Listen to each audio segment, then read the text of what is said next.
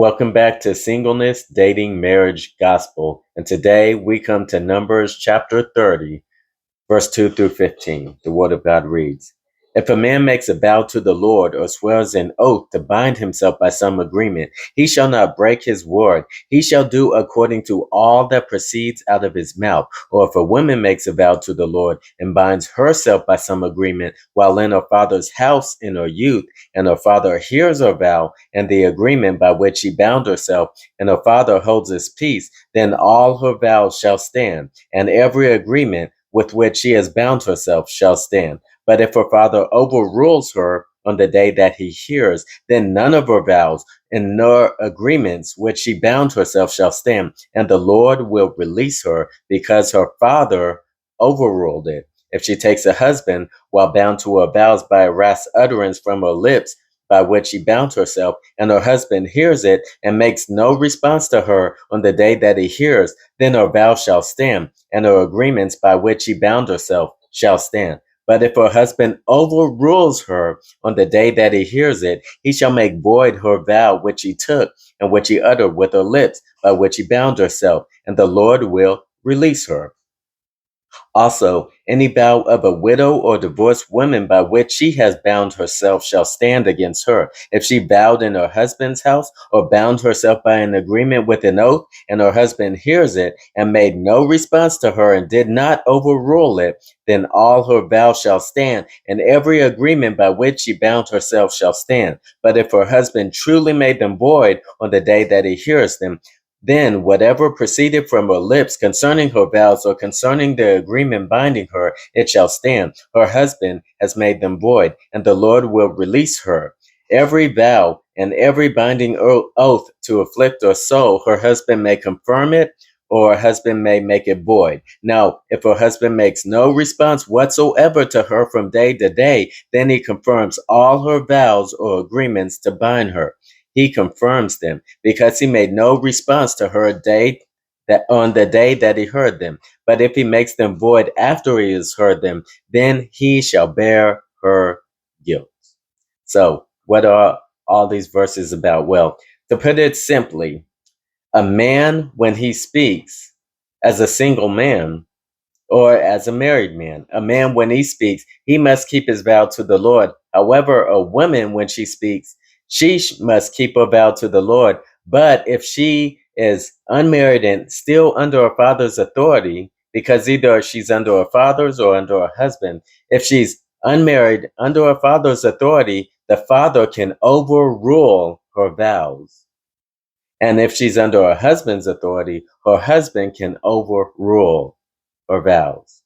So, what can we learn from all this? Well, there's a lot here. I can only mention them because of time, but listen. What do these verses have to say to you who are single? Perhaps you're single and you're watching this. What do these verses have to say to you? Well, listen, males. You should be practicing keeping your word to God and to man. Keeping your word is very significant. It is the truth. I mean, God is the God of truth. Jesus Christ said, I am the truth. He brings us forth by the word of truth. The truth is very important. And you, sir, me as well. We should be practicing keeping our word to God and to men. As Jesus says, let your yes be yes and let your no be no. And females, what about you? You should be practicing submission to your father's authority. Listen, if you are not married, you are under your father's authority. It's either your father's until your husband comes in, and then you're under your husband's authority. Now, we could say a lot about that. What about a woman when she moves out the house, so on and so forth? We don't have time. Message me if you want to talk. But listen, single female, you are under your father's authority. Now, listen. This is just as Jesus kept his word and laid down his life in submission to his father's authority. Now, what do these verses have to say to you who are dating? Well, listen, boyfriend.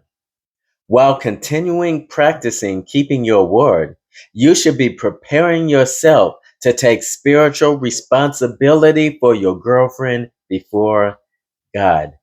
We see that clearly here. What does the husband do? And remember, as we said, a boyfriend is nothing but a husband in training, at least biblically. I know in the world today, we make it as nothing more than a friend with some romantic benefits or sexual benefits or whatever. But no, biblically, a boyfriend is nothing but a husband in training. So, boyfriend, you should be preparing yourself to take spiritual responsibility for your girlfriend before God, as we see that the husband has to take spiritual responsibility for his wife before God. And listen, girlfriend, while continuing practicing submission to your father's authority, you must be considering if your boyfriend is one whom you would be willing to submit yourself to if or when he takes your father's place. See, listen, right now you are under your father's authority. Yes, you are dating your boyfriend, but he is not your husband. You're not under his authority. You're under your father's authority. You should be continuing under your father's authority, submitting to him and considering if your boyfriend has the character of one whom you would be willing to submit to, which that character should be the character of Jesus Christ, whom I hope you submit to by faith. Now, listen, boyfriend, I want to say something. If you want to know if that woman that you're dating is going to be a submissive wife, watch how she submits to her father's authority. Because if she does not submit to her father's authority, if she rebels against her father, she's going to rebel against you when she's under your authority. Right now, you may be like, well, no, that's not the case. Well, that's because there's some romantic flame, I guess you can say, going. But what happens when that goes out? She's going to treat you just like she treats her father. So, just as Jesus Christ continues in submission to his father's authority and takes responsibility for his people before God, so, girlfriend, you should continue under your father's authority. And boyfriend, you should be preparing yourself to take responsibility for her before God. Now, what? Well, let me note something real quick. Boyfriend and husband, since we're about to go there, listen. You should recognize your her father's authority, and therefore you should ask permission from her father before dating or marrying her. You might think, oh, that's old school. No, that's biblical. She's under her father's authority. And if you're going to come in, you need to recognize that authority. Now, quickly, let's go to what this has to say to those who are married. Well, husband, while continuing practicing keeping your word, you must take spiritual responsibility of your spouse before God. You notice here, it says if the husband doesn't do his responsibility, it says he shall bear not his guilt, he shall bear her guilt. Because you, if you are a husband, me, we have spiritual responsibility of our wives. And guess what? If we aren't doing our responsibility, and our wives may indeed be in sin, if we aren't doing our responsibility, we bear her guilt. Just as Jesus Christ keeps his word and takes spiritual responsibility for us, and he bore our guilt. So, husband, you should take spiritual responsibility for your wife, and if you don't, you shall bear her guilt. But Jesus Christ never failed taking his responsibility, yet he bore our guilt.